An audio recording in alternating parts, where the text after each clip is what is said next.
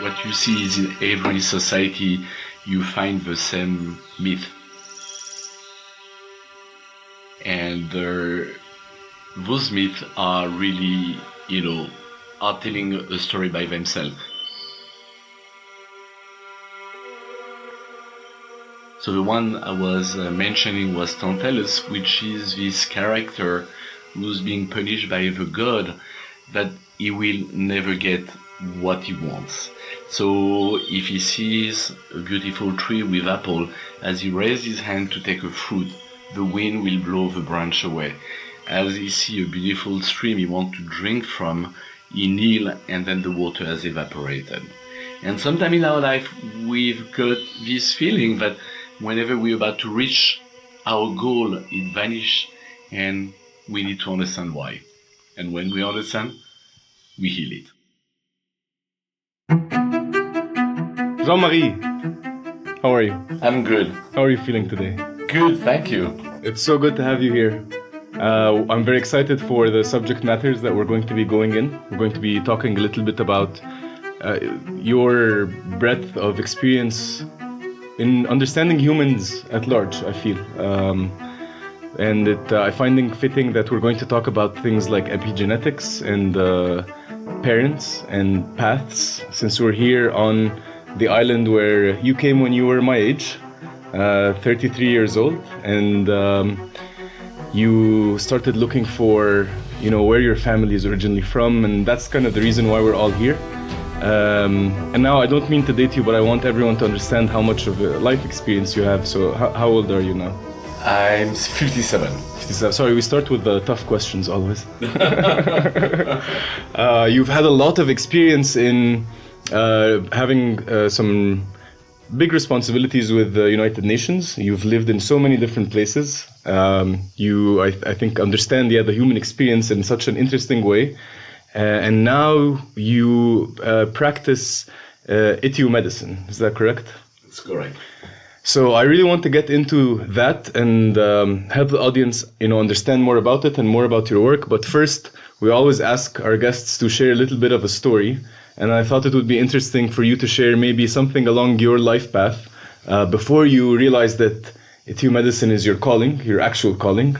You had to do some other things that maybe were not completely your own motivation, right? So would you like to share with us your story to have the audience understand a little bit of where you come from? Yeah, thanks a lot. Yeah, so of course, I did not wake up one morning when I was 20 and decided I would be doing etiomedicine. Truth be told, when I was 20, I did not know exactly what I wanted to do, but it seemed people around me knew what I was supposed to do. And then quickly I realized that my parents would not let me get out of the house or out of their supervision as long as I won't have a diploma. Mm-hmm. And then they would have a feeling that part of their contract was done, I could do whatever I wanted. So I've been basically picking the thing that was the most general, the easiest. I went to a business school. Mm-hmm. I did business school. And I don't regret it because, it's a diploma that really can open lots of different fields. And started working and then started to be more grown up and have a better sense of what I would like to do. So I use, the business school as undergrad.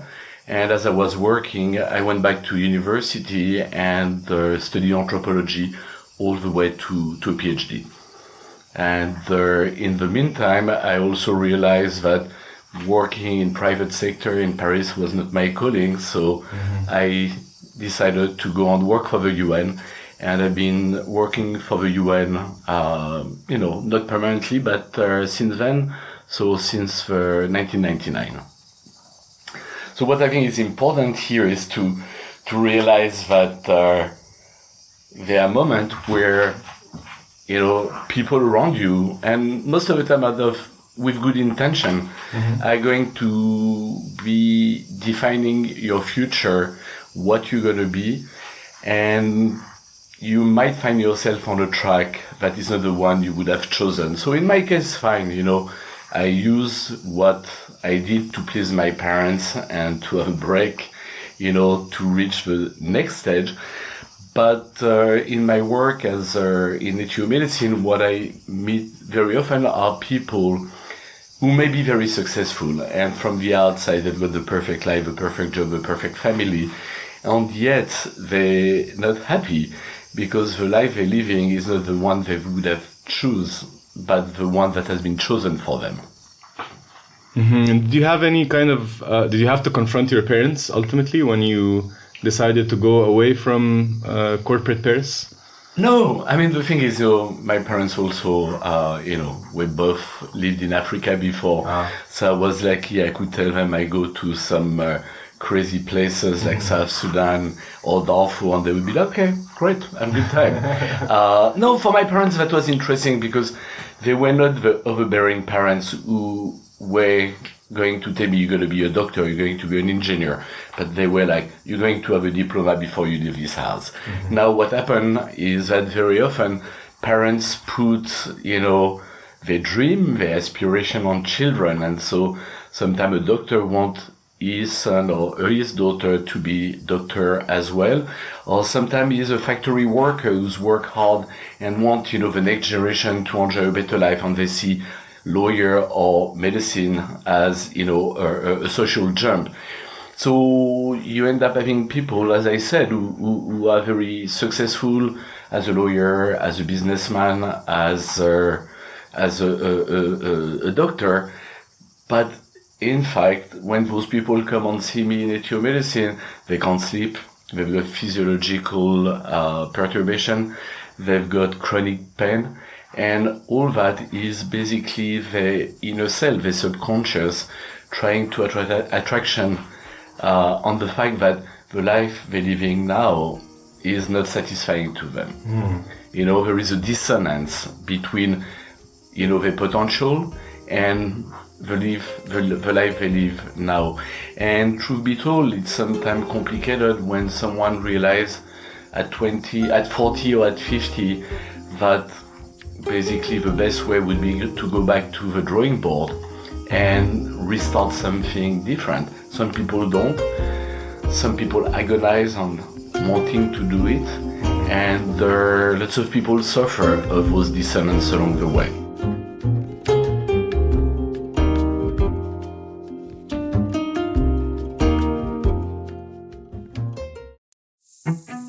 Today we have some very special, uninvited guests on the show, other than the main guest, Jean-Marie. This episode is sponsored by cicadas. This episode's beautiful soundscape has been infiltrated by the cicadas of Greece. The peace fuckers of your sunny vacation that you can't pretend to ignore. The repetitive buzzing of the insects that our producer could not remove from the background of this episode. To write your name on the petition to exterminate them from podcast soundscapes, go to www.cicadasuck.com.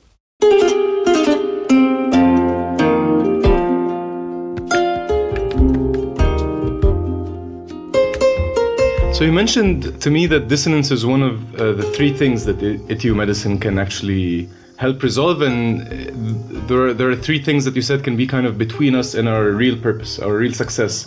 So you also mentioned personal trauma and epigenetics. Can you touch on each one and give us maybe like an example? Yeah, I think that, etiomedicine, so we're going to stop here on what it is, and also for the American public, know that in the US, it's, I'm practicing under the term etioanalysis to prevent any confusion on what I'm doing.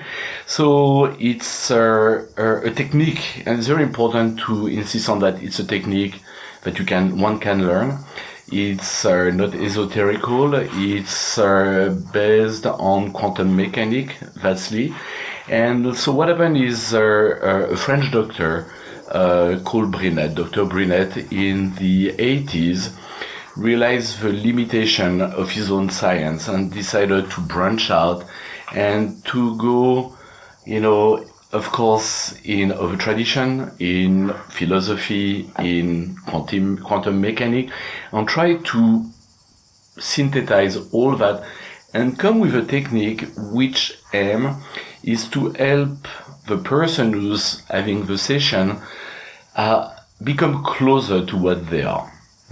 So what you try to do during the session is to bring the person to touch on where they should be and to experience the harmony. And then, every time you have a session, you go 2 steps, you go back 1 step, but you get closer to what you are. So it's hard to explain, but maybe if I want to explain it simply, and I think it's very important to insist on that, I'm not a healer. Yeah. This is not esoterical. What etiomedicine try to do is to be basically a middleman between the subconscious and the conscious. So essentially you're helping the person trust their inner instinct, right? Like their inner... The person becomes their own inner healer. You're just you're helping them get more in tune with themselves. And maybe sometimes also to hear, because we know how it works. If something traumatic happened to you, your mental, your conscience is going to weave this trauma into your life story, into your narrative, so you can keep on living. In the process, many trauma have been pushed under the carpet and never dealt with. And those trauma that have never been dealt with are the ones who's going to create those physical pain, those metabolical problem, or emotional distress. And that's something that for me, coming from the medical background that I have, I saw it a lot in the practice of actual medicine that we call actual medicine, that is evidence-based. We give the drug and give the symptom, but we push everything under the rug, right? And we see that in mental health treatment all the time. Mental health as well as structural, orthopedy. Yeah. If someone has a back pain, we're going to give some medicine on the back pain is gone and the person can function, but the problem hasn't been solved, the root cause. So what we try to do in etiomedicine, etioanalysis, is to first understand what is the original cause of this pain, and then deliver the information to the person and try in perfect synchronicity that awareness happen. And for the person who's having the session, when awareness happen, he or she manage to have the memory without the traumatic emotion attached to it. And so I can give you, example, because I think it's very important. When one talk about trauma, we imagine immediately the worst, something really dire. But throughout life, we've got traumatic experience that can seem like footnotes in our life story at the end. So if you take a kid of 5 years old and he's in a supermarket with his mother, and suddenly he loses his mother, this kid during 10 minutes is going to experience an extremely traumatic experience. Fast forward 30 years later, he might even talk about this story at a dinner party and laugh about it. What he hasn't realized is at the moment he experienced the fear of having lost his mother, he might have developed an epigenetic reaction. And later on, this is a person who might, in relation with partner, with friend, always have a feeling of a fear of being abandoned. So, for instance, in this case, if I've got a session with this person, what I'm going to be able to see is that was a fear related to his mother when he was 5. And then it's up to him to identify the memory, and as he identified, he realized that the trauma is not useful anymore, and the epigenetic answer is not useful anymore, and he gets rid of that. And so maybe it's helpful to define epigenetics a little more. There are the reactions that maybe affect our DNA in a way, but epi comes from Latin beside, right? So it's not quite the genes that we get from our parents, but they're things that we acquire. And what you're saying is that it shows up in us, so it's almost like our DNA, but it's related to our trauma. So the trauma and the epigenetics affect one another, right? And so we keep experiencing the trauma over and over again in different contexts. Did I get that right? Absolutely.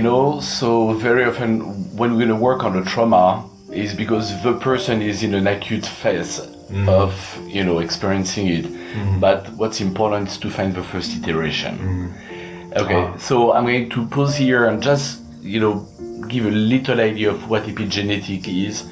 It's a very simplified explanation, so, don't see it as the ultimate medical explanation. All of us are born with a DNA. And for the longest time, scientists thought that DNA was what you are. And then they realized that identical twins, when they reach 40, 50, don't have the same DNA anymore. Because unlike what we were thinking, DNA is not the software, it's the hardware. And throughout your life, you're going to have an epigenetic reaction that's going to modulate the way your DNA is expressed.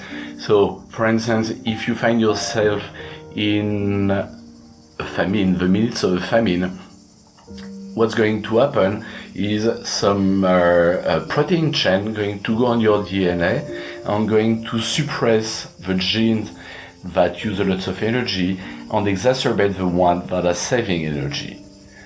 Great. Thanks to that, I'm going to survive to the scarcity of food. Now, the problem is I'm going to pass on this epigenetic reaction to my offspring. And they may find themselves in a world of plenty.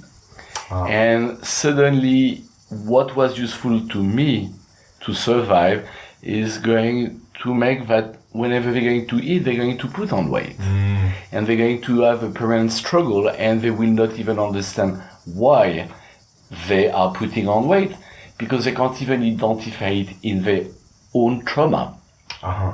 So what I see also, what's interesting is when I work with people in Europe or, of a more traditional society where people are less mobile, there is an understanding of where your parents were coming from, where your grandparents were coming from, what is the society, what is the culture, what's the religion.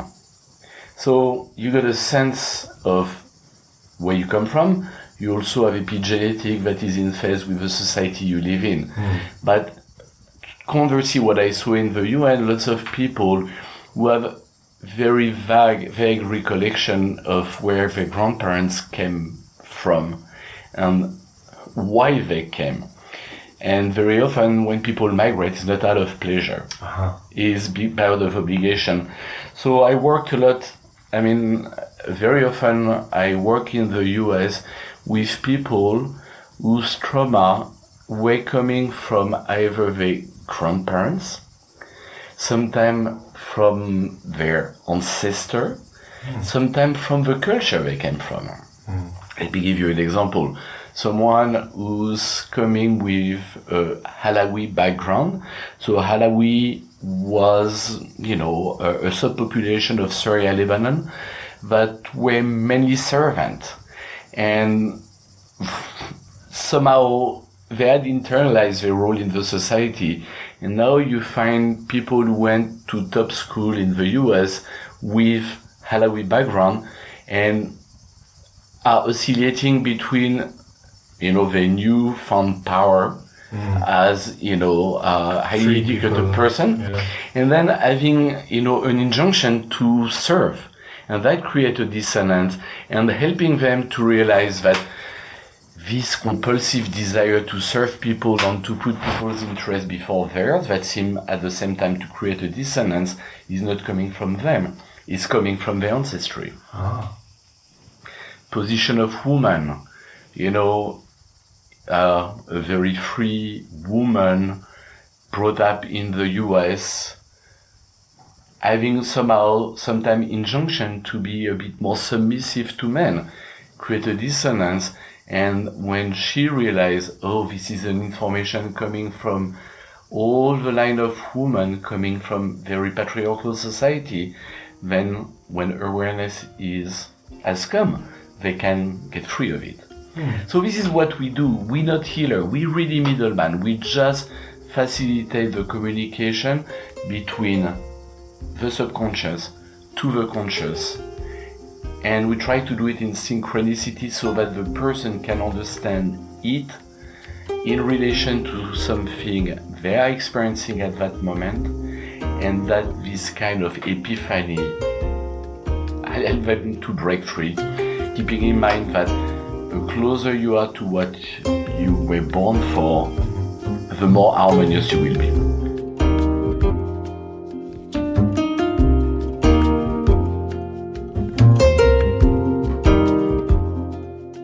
Okay, so if we can just stop here for a second to summarize this.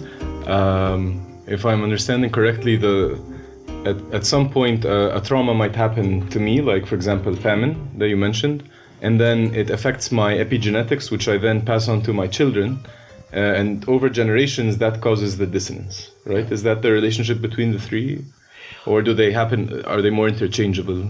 So the thing is, what can create dissonance here also here, oversimplifying, I would see three main sources of dissonance. Okay. I observe in people I work with. The first one is what we're talking about, is being not you, but being someone that people have chosen you will be. Okay? And I think it's very important. The closer you will be, you can be very successful and yet miserable. And the closer you will be to what was your innate potential, the better you will feel. The second thing is trauma. And as I explained, trauma doesn't have to be something extreme. That little sequences during your life where you have been scared, you've been humiliated, or you felt humiliated, and those stay with you. Even though you may remember the event, but not being able to connect any longer to the trauma. And then the third one is, trauma that are coming from previous generation through epigenetic, either through your direct, parents and grandparents, or your line of ancestry, or sometimes the subculture you're coming from. Okay, that's really interesting. And so, before we get into like the mechanics of it and how it happens, one of the big themes in the book, and something that I've been fascinated with, is the concept of shame in general. And you seem to me to be one of my friends who are very shameless. Like, you're always speaking your mind. You aren't afraid of us shaming you about what your opinion is, right? And maybe that's a French thing too. But you seem to have created some kind of peace with it over time. So I'm curious to know, how did you digest that at an early age? Is there something that you've done to kind of overcome this shame? And is there, does it factor into this trifecta of dissonance and trauma with your clients? Like, how do you see it come up?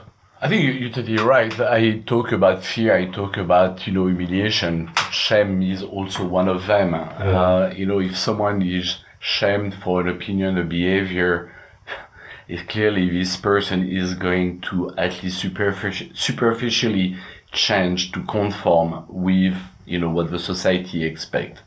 But that creates another dissonance. So I think also it's very important for people to, unless they did something that they consider themselves shameful, I should not have told someone. Okay, that's different. But if you're being shamed because you're late, or because you did not perform, or because you did not conform, this is like exactly the type of thing that ethioanalysis will help you break free. Yeah. So I like to always refer to Brené Brown, who's a shame researcher, has a lot of incredible talks. And one thing she says, first one, defining shame as different from guilt, right? Guilt is, I did something wrong. Shame is, I am wrong, or there's something wrong about me, as in my identity. But she says something that's interesting, like the three things about shame is that everyone has it, no one likes to talk about it, and then once you start talking about it, it's gone. Which I always found really interesting. And so going into ethioanalysis or ethio-medicine and how how you create that connection between someone's conscious mind and subconscious, and how, tell us a little bit about the mechanics of the healing itself. What is it that you do, and how do you practice it, and like kind of like the methodology behind it? So first I'm going to stop on what you just said, the 3 points about shame, and just talking about it, accepting it, basically, make it irrelevant, because you're not vulnerable to it anymore. And that's exactly what we work on, because there is a shame you remember and you can deal with, when you're ready. And there is all those shame that have been internalized, buried, suppressed by your conscience, so you can live. And where we help is bringing them up and helping you in a conscious way to deal with them. So how do we do that? So the first thing is that I will never do a session with someone who hasn't identified a problem. So if someone come and say, well, I'm feeling great, I just came to see, I'm like, oh, you feel great, that's perfect, stay there. Call me whenever you have a problem. Because the person first have to acknowledge that there is a problem. And the problem being, what I like to work with is something. Talk to me about something that prevent you to fully live your life. So as I said, it can be a chronic pain, because if you're chronic pain, you don't enjoy life. It can be metabolical or physiological problem, digestion, sleep. It can be emotional. Oh my God, I get stressed. Okay. And when people start to say, it's because of my mother, I'm like, stop. The only thing I'm interested is the intention where you hear you have this physical, emotional, metabolical pain, which is your subconscious that is reminding to you that there is something you need to deal with.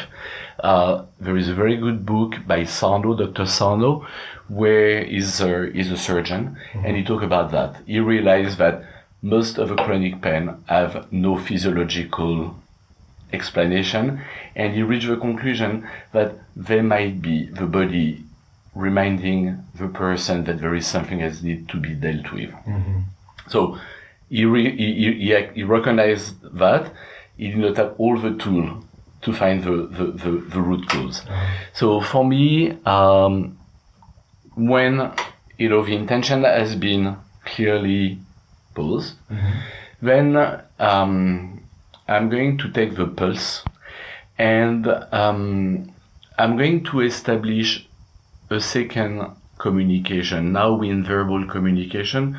Through the pulse, I'm going to create a communication with the inner self. How it's going to work? I'm going to be able to formulate question, and I'm going to get the answer through the spasm, vascular spasm, that's going to be created by the body of the person I'm working with. So of course, if I was only using the pulse, I would have only binary answer, yes, no. It would be very difficult, to identify what's the problem. So we've got chart that's going to, work on emotional, structural, trying to cover everything. So through these charts, I'm going to get information.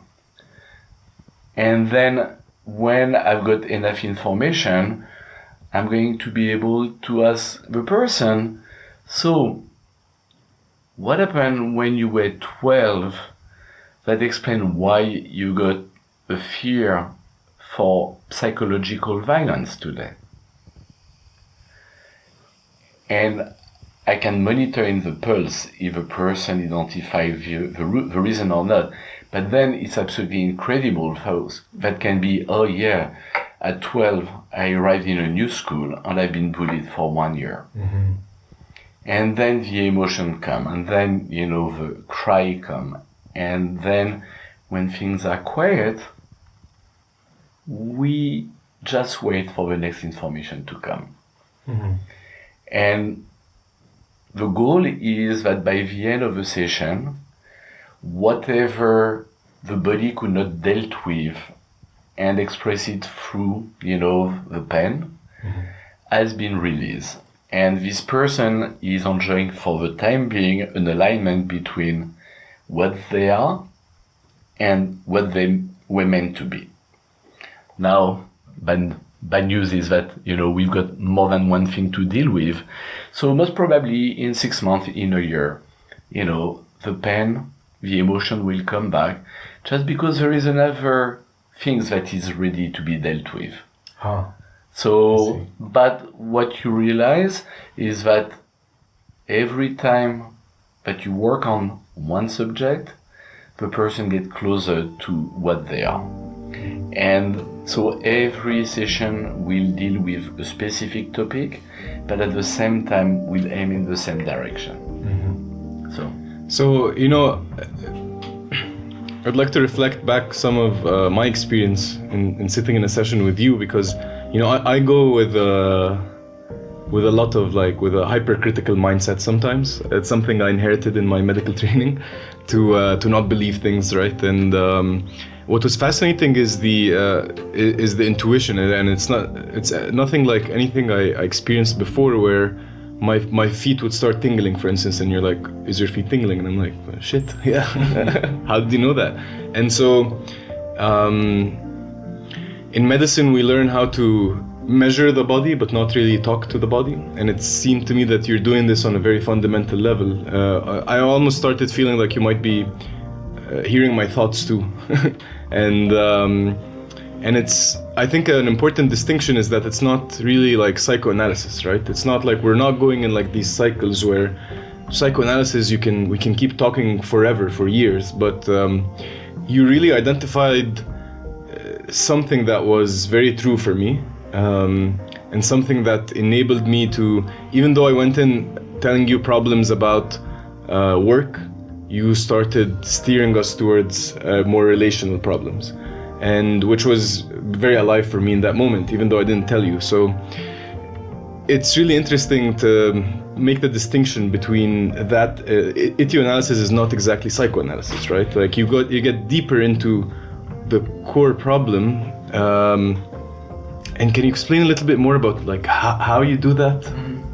So the thing is, it's there is the conscious and there is the subconscious. And when you do psychoanalysis, I mean, like the word says, the etymology, you're analyzing the psyche, you're analyzing the mental, you're analyzing the very organ that is organizing your narrative and suppressing what doesn't really work with your life story. So it's going to be long, painful, and the practitioner will have to really wait for the word, the story that seemed to be a bit off track, and say, oh, this is where the subconscious managed to express itself. When for me, I directly bypass the mental. Now we're talking, it's mental to mental, conscious to conscious. So when I take the pulse, it's maybe a bit esoterical and hard to believe, but we become only one. Yeah. And it's why not only I feel your emotion, I feel your physical sensation, but I can also ask questions to your inner self. And where with psychoanalysis is this, you leave space for the fight between conscious and subconscious, one trying to escape and the other one trying to suppress. I go straight to your subconscious. And the subconscious basically is using me to bring to your conscious the information. And for instance, in the story I was telling of a kid losing his mother, subconscious being like, hey, you conscious, realize that today this story is not traumatic. No one going to abandon you because you lost your mother at that time. So it's a very healthy way. It's almost as a subconscious. And so what's very important, there is a technique, to achieve that, but they're not in synchrony, which is you put information maybe that are not ready to come out. When here what's important, I can't deliver to your conscious more than your unconscious consider the conscious is ready to deal with. So I'm just an instrument, I'm not a healer. Now, is there a way for people to practice that on a daily basis? Is there a way that like, I'm assuming you don't get these sessions yourself, maybe from people that taught you, but how do you create that channel between conscious and subconscious and practice like that with yourself even after the session? You mean on me or on the person I'm working with?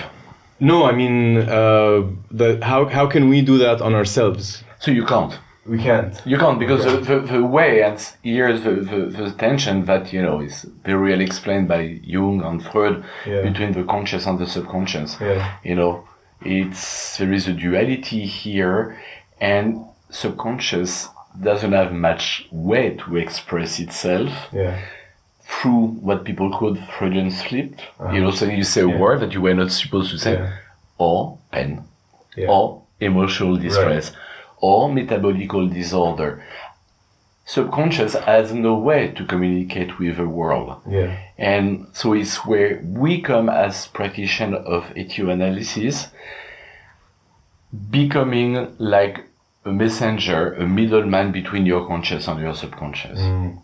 So what's amazing, when I connect with you, I withdraw. And it's why I'm not there anymore. I feel what you feel. I experience what you experience, and sometimes I realize it's slightly earlier than you do. So it's when I say, your feet are tingling, you said no, oh yes. So anyway, I'm here really because normally subconscious has never an opportunity to bring things up, only through pain, emotional distress, metabolical disorder. And it's why I want to know which one is bothering at that moment, because then the inconscious is going to help me, give me the information that need to be understood by your conscious to be free of it. I know it's a bit difficult to explain, and it's especially in such a short time. And I think it's very interesting because when asked Dr. Brina, who created it, concluded the best way to understand etiology is to try it once.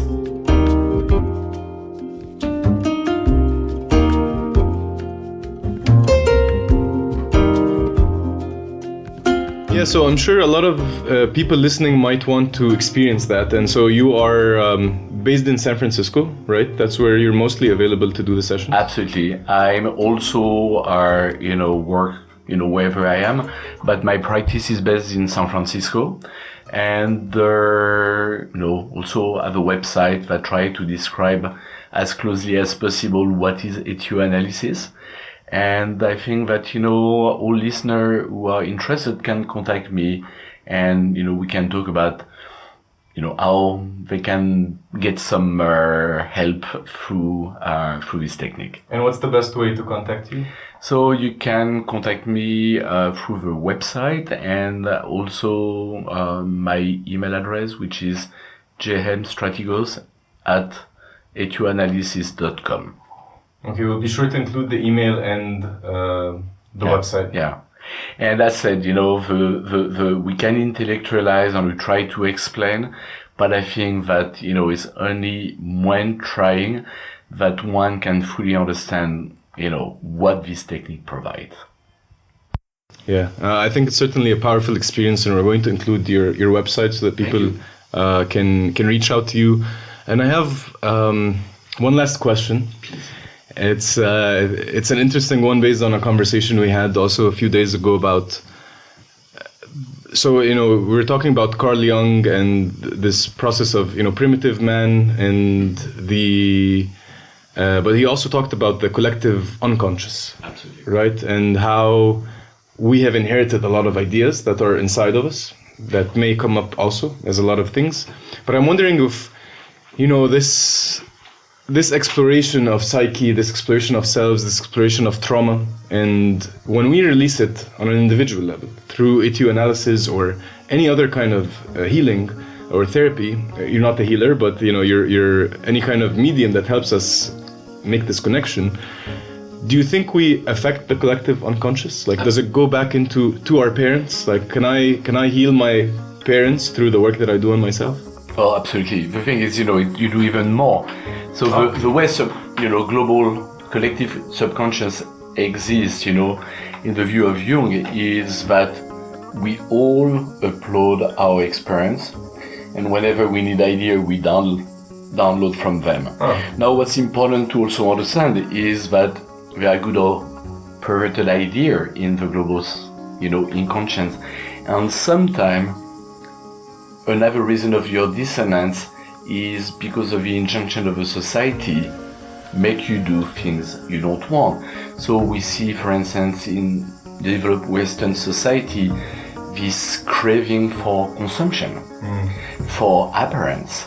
So all of us are, affected by this aspect of a global inconscience, and even someone who would love to live a simple life is compelled to behave a way that is not the way they would like. So it's something also that we help people to realize. But definitely global inconscience is something that we all connected to, and whenever you understand something, whenever you have a new experience, whenever you improve, this is uploaded in kind of a cloud for everyone to go and benefit from your experience. That's fascinating. So healing is really it's a work towards humanity. It's not just a selfish thing, right? Healing yourself is healing humanity.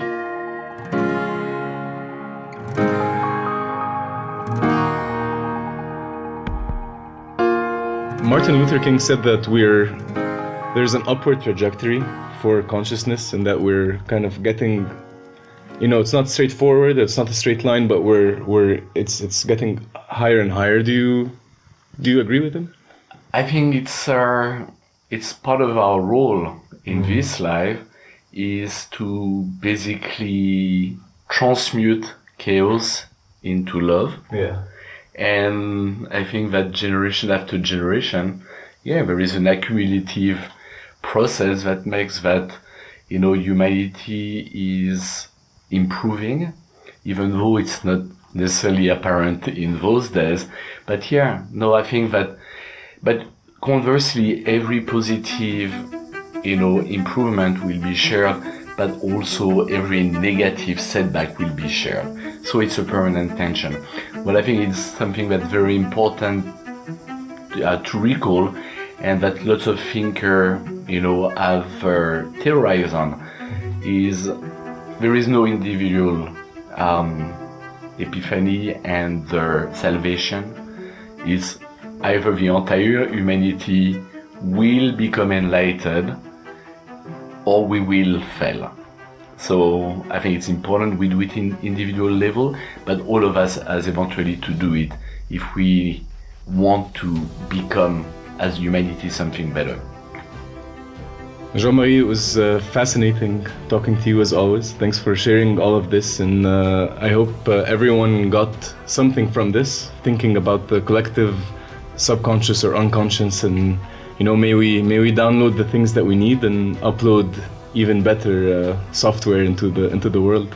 Thank you so much for being here, man. Thanks a lot, Omar. It was really good talking to you, and good luck with your endeavor about the podcast, the book, and all your other projects.